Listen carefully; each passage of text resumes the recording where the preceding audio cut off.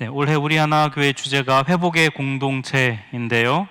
우리 주제 말씀이 혹시 여러분 어딘지는 아십니까? 회복의 공동체는 매주 많이 말씀드렸지만 주제 말씀은 에베소서 1장 23절 말씀이에요. 같이 한 목소리로 합독할까요? 교회는 안 나오나요?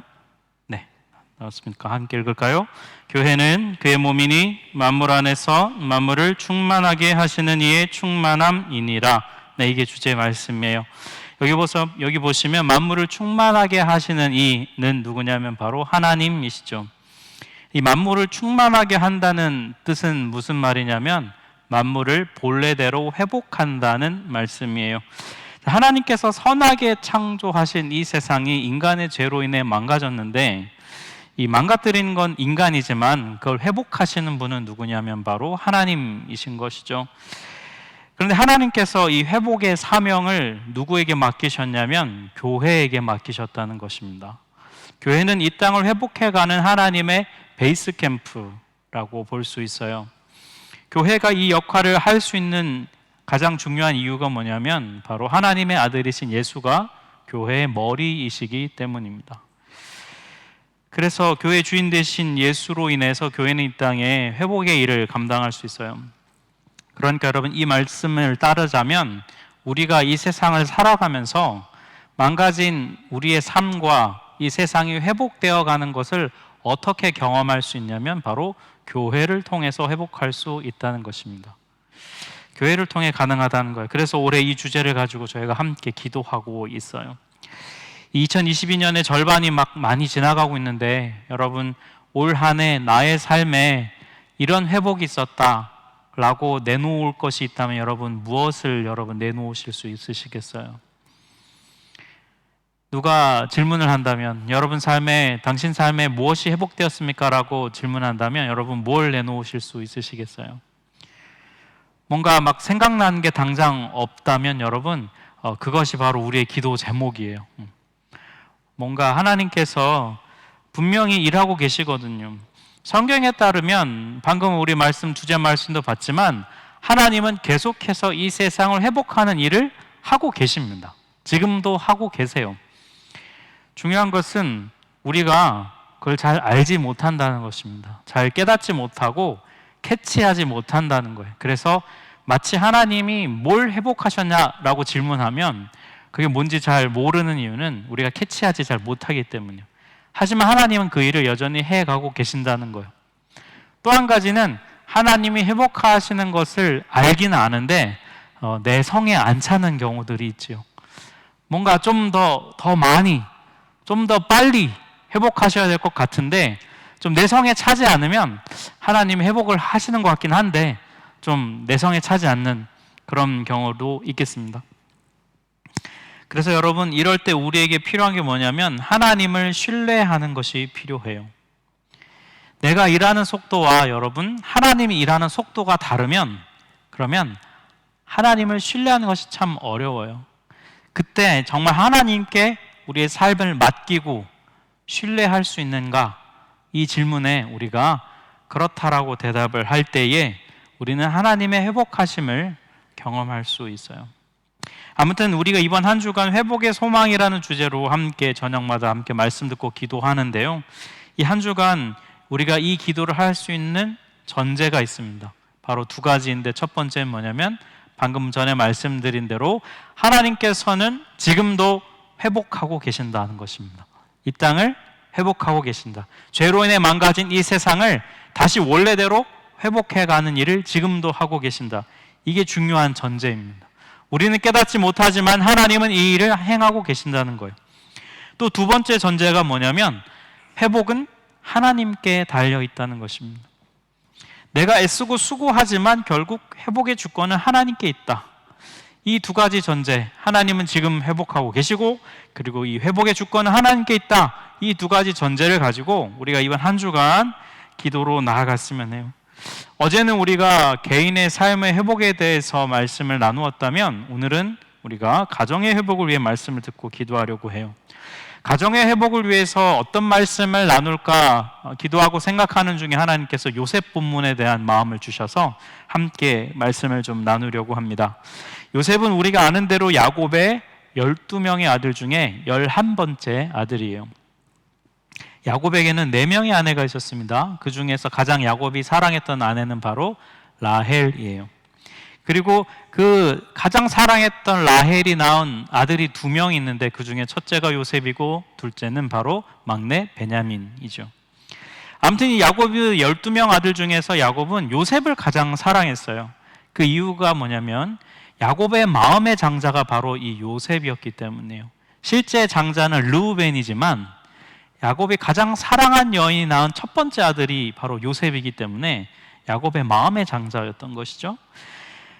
이 한 명만 사랑하다 보니 당연히 10명의 형들의 미움을 살 수밖에 없게 되었습니다. 그래서 형들이 결국 동생 요셉을 노예로 이집트에 팔게 되죠. 원래는 죽이려고 했어요. 그죠? 근데 형들 입장에서는 봐준 거예요. 인생이 불쌍해서. 그래서 이집트로 팔았어요. 그리고는요 10명이 의기투합을 해가지고 아버지 야곱을 속입니다. 요셉이 죽었다고. 여러분 몇 년 동안, 굉장히 오랜 기간 동안 아버지를 속여요. 여러분 이 요셉 가정에서 일어난 이 일은 엄연히 범죄입니다. 오늘날로 따지면 죄명이 꽤 많아요. 일단 첫 번째는 분명히 폭행죄가 들어갈 거예요. 그 구덩이 파놓고 애를 밀어넣는데 요셉이 순순히 들어갈 리가 없잖아요. 그러니까 분명히 폭행죄가 있었을 거예요. 또 무슨 죄가 있겠습니까, 여러분? 죽이려고 했으니까 뭐가 됩니까? 살인 미수가 되죠. 계획적으로 특수살인 미수가 되는 거예요. 또 무슨 죄가 있습니까? 애를 팔았잖아요. 인신매매 죄가 됩니다. 거기에 플러스 또 뭐가 있을까요? 아버지를 아주 감쪽같이 속였죠. 굳이 적용하면 사기죄도 적용이 되겠죠. 이게 한 가족 안에서 일어난 범죄입니다. 오늘날로 따지면 심각한데 아마도 이게 꽤 오래전이니까 당시에는 그런 일이 있을 수 있겠다 싶을 것 같아요. 근데 여러분 중요한 핵심은 이거예요. 왜 야곱의 가족 안에 이런 범죄, 3-4가지 범죄 목록이 일어날 만큼 이런 일이 왜 야곱의 가족 안에 일어났냐는 것입니다. 원인이 뭐겠습니까? 바로 미움 때문이죠. 우선 아버지 야곱의 문제의 원인이에요. 야곱은 레아와 라헬뿐만이 아니라 2명의 아내가 더 있었잖아요. 유독 라헬만 좋아해서 여기서부터 문제의 발단이 시작됩니다. 야곱이라는 이 한 사람의 미성숙함, 한 명만 사랑하고 나머지는 무관심했던 그의 그 미성숙함이 가정 안에서 무슨 문제를 일으켰습니까? 서로 미워하고 서로 시기하고 질투하는 그런 문제를 일으켰던 것이죠. 여러분 야곱에게 12명이나 아들이 생긴 것도 사실 알고 보면 이 야곱의 미성숙함 때문이에요. 서로 4명의 아내가 서로 남편의 사랑을 차지하려고 경쟁적으로 애를 낳다 보니까 여러분 12명이나 아들이 생긴 거예요.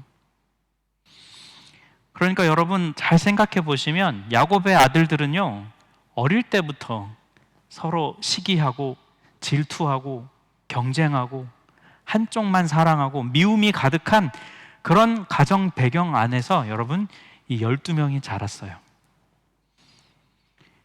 야곱의 형들은요 늘 보니까 아버지 야곱이 우리 엄마는 안 좋아해. 그리고 늘 요셉과 저 베냐민 엄마만 좋아하고 늘 우리는 찬밥 신세.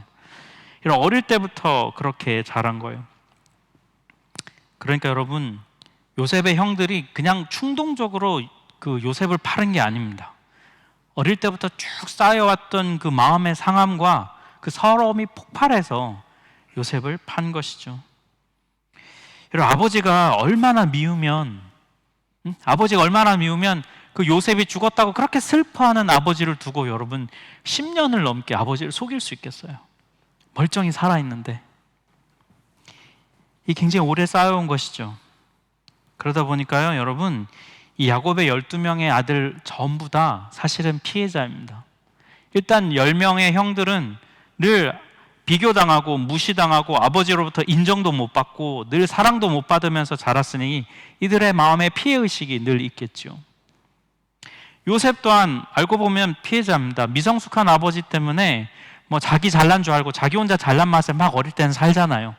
그러다가 노예로 팔려가서 노예로 살다가 또 억울하게 감옥에 가서 감옥살이 오랫동안 하지요. 요셉도 피해자입니다. 피해의식이 있을 거예요. 이처럼 여러분, 한 사람의 미성숙함, 야곱이라고 하는 한 사람의 미성숙함 때문에 온 가족이 다 고통당하고 서로가 미워하고 모두가 다 깨어짐을 경험하고 아픔을 경험하고 피해의식을 가지면서 살 수밖에 없는 곳, 이런 거기가 바로 가족이에요. 그게 가족 공동체입니다. 여러분, 야곱 가족의 이 스토리가 실제로 우리의 삶과 별반 다르지 않습니다. 정도의 차이는 좀 있겠죠. 하지만 여러분, 우리는 가족 안에서 늘 미숙한 인격 때문에 서로 갈등과 관계의 깨어짐을 경험하면서 살아가게 돼요. 똑같진 않지만 여러분, 저도 저희 집안에 큰 가정의 상처는 없다 하지만 가정의 상처과 아픔이 없는 가족이 어디 있겠어요? 저 위로 누님이 세 분 있고 제가 막내 아들이니까 저 낳으려고 부모님이 낳은 거 아시겠죠, 여러분? 옛날에는. 요즘에는 딸이 최고지만 옛날에는 또 아들이 귀해서. 그러니 저는 기억이 없는데 저희 누님들은 어릴 때 목욕탕 가면 저한테만 요구르트 엄마가 사주고 본인들한테는 안 사줬다고 되게 서운한 얘기를 아직도 마음에 품고 있더라고요. 먹은 저는 기억이 없어요. 근데 못 먹은 사람은 기억하는 것이죠. 가정에서 여러분 지내다 보면요, 모두가 다 피해자입니다. 여러분 주변에 얘기 들어보시면 가족끼리 돈 문제 때문에 법정 간 얘기 여러분 그거 숱하지 않습니까? 서로 용서하지 못하고 품지 못해서 여러분 깨어진 채 살아야 하는 그 아픔의 결과물을 안고 살아야 하는 게 여러분 우리의 삶의 현실이지 않습니까? 그런 속에서 지내다 보면요, 우리가 결국 이런 생각하게 됩니다. 내가 피해자다. 내가 제일 아프다. 그런 생각 여러분 우리가 하게 돼요. 가정 안에서 관계가 회복된다는 거 여러분 정말 어렵습니다. 왜 그러냐면 방금 말씀드린 게 원인이에요. 모두가 다 내가 피해자라는 생각, 내가 가장 힘들다는 생각, 그 피해의식에 갇혀있기 때문에 가정 안에서 관계 회복된다는 것은 정말 어렵습니다. 그럼에도 불구하고요, 하나님은 어렵지만 하나님은 우리의 가정이 회복되기를 하나님은 원하세요. 그게 하나님의 뜻입니다. 현실은 만만치 않습니다. 한계는 분명히 있어요. 하지만 하나님은 회복하시는 분이시기 때문에 하나님께서 우리의 가정의 주인이 되시면 회복의 은혜가 있어요. 회복의 정도와 회복의 결과가 무엇인지 우리는 알지 못해요. 어디까지가 하나님 회복해가 하시는 일인지 우리가 정할 수는 없습니다. 하지만 분명한 것은 하나님께서는 우리의 가정이 회복하길 원하시고 그리고 우리 안에서 그 회복의 일을 행하고 계신다는 것이죠. 여러분, 이게 정말 진리라고 믿으신다면 온 만물 안에서 만물을 충만하게 하시고 회복하시는 하나님께서 내 가정 안에도 일하고 계신다는 믿음이 우리 안에 있다면, 그러면 여러분, 우리는 뭘 해야 할까요? 가정을 회복해 가신 하나님의 사역에 여러분 우리는 어떻게 동참할 수 있을까요? 바로 오늘 본문에 요셉의 마음이 필요합니다. 오늘 본문 20절을 보면요, 요셉이 이런 얘기를 해요. 당신들은 나를 해하려 하였으나, 그 다음에 같이 읽을까요? 하나님은 그것을 선으로 바꾸사 오늘과 같이 많은 백성의 생명을 구원하게 하시려 하셨나니. 아버지 야곱이 죽자 요셉의 형들이 두려움에 빠졌습니다. 앞서서 이 창세기 45장을 보면요, 요셉이 형들을 이미 용서했습니다. 형들은 자신을 노예로 팔았지만, 그래서 내가 너무 억울하고 힘든 인생을 살았지만 결국 그게 하나님의 섭리였다라고 요셉이 진심으로 고백했어요. 그리고 형들을 용서합니다. 근데 형들이 그 요셉의 용서를 믿지 못했던 것 같아요. 오늘 본문 앞의 내용을 보면은 그래요. 형들은 요셉이 진짜 자기들을 용서했다고 믿지 못했어요. 여러분, 왜 믿지 못하겠어요? 요셉이 형들이 생각하기에는 이게 그렇게 쉽게 용서가 될 일이 아니라고 생각했기 때문이죠. 노예로 팔았는데 여러분, 그걸 어떻게 그렇게 쉽게 말 한마디로 용서할 수 있겠어요? 그 요셉의 형들에게는 이게 이렇게 용서될 수 있는 일이라고 믿을 수 없었던 거죠. 그러니까 이제 아버지 야곱이 죽었으니까 이제 가짜 용서의 시대가 끝났구나. 이제 요셉이 우리를 이제 벼르고 벼렸던 우리에게 벌을 주겠구나. 그런 두려움이 빠져서 요셉을 찾아가서 사정을 하죠. 그때 요셉이 했던 말이 바로 이 말이에요. 20절. 형들이 날 해치려고 한 거는 사실이다. 그럼 변할 수 없는 진실이라는 거예요. 팩트인 거예요. 그것 때문에 나는 정말 큰 상처를 받았고 내 인생은 정말 너무 힘들었다. 그런데 여러분, 그 다음이 중요해요. 그건 사실이지만 하나님께서 나의 그 피해의식과 나의 그 억울함과 나의 그 힘듦을 선으로 바꾸셨다는 것입니다. 내 마음의 상함을 선으로 바꾸셨다.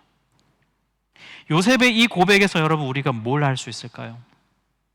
요셉의 이 고백에서 알 수 있는 게 뭡니까? 하나님은 어떤 분이라고요? 네, 회복해 하시는 분이라. 하나님은 악을 선으로, 상함을 고치실 수 있는 분이라는 것을 이 요셉의 고백을 통해 우리는 알 수 있어요. 하나님은 요셉의 상한 마음을 바꾸셨습니다. 요셉의 삶에 있었던 상처는 지울 수 없어요. 그가 버림받았고 형들로부터 배신당했던 것은 지울 수 없는 사실이지만 그로 인해 상한 마음은 하나님이 바꾸셨습니다. 하나님은 요셉의 마음의 상한을 도려내셨고 그 도려낸 그 자리에 선을 심어주셨어요. 이게 하나님께서 하시는 회복의 역사입니다.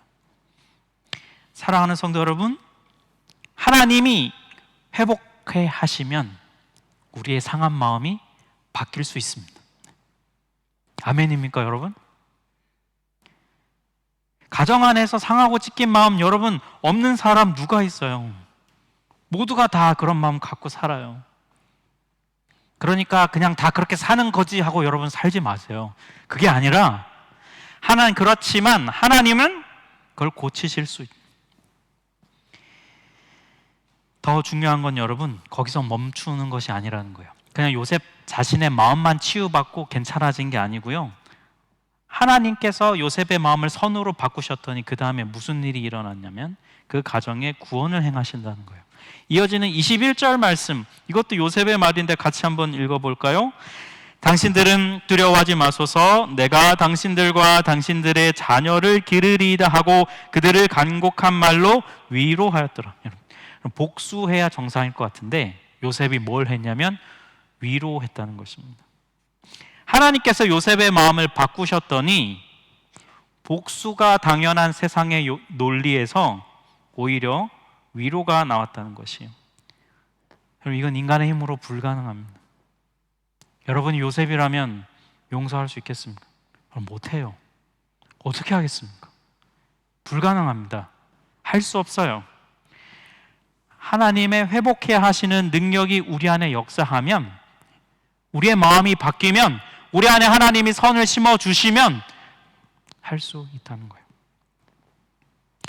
사랑하는 성도 여러분, 우리가 가정의 회복의 소망을 위해서 오늘 이 저녁에 나왔는데요, 그 회복이 일어나려면 하나님의 이 요셉에게 임하셨던 회복의 능력이 우리에게도 필요합니다. 여러분, 가정의 회복은요, 나로부터 시작해요. 여러분, 다른 누군가가 변하기 위해서 우리가 기도하지만 다른 사람의, 내 가족의 배우자가, 그 다음에 자녀가 변해서 우리 가정이 변화될 거라는 거 여러분 너무 많이 기대하지 마세요.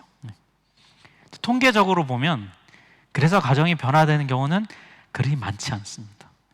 오히려 그렇게 기도했다가 절망하고 좌절하는 걸 훨씬 더 많이 봐요. 오히려 여러분 더 밉고요, 더 원망스럽고 더 절망으로 가게 됩니다.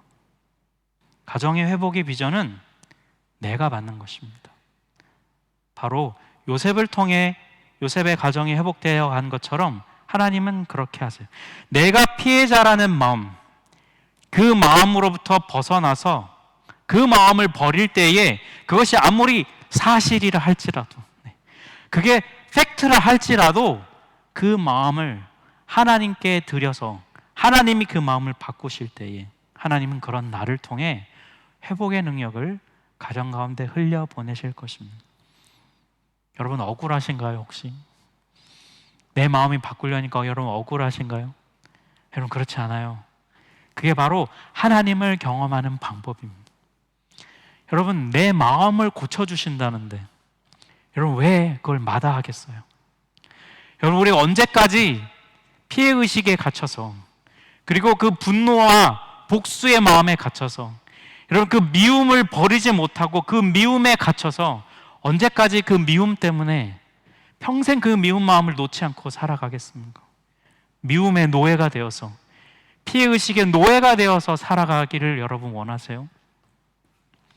아니면 요셉처럼 그 마음을 버리고 거기로부터 여러분 자유하시겠습니까?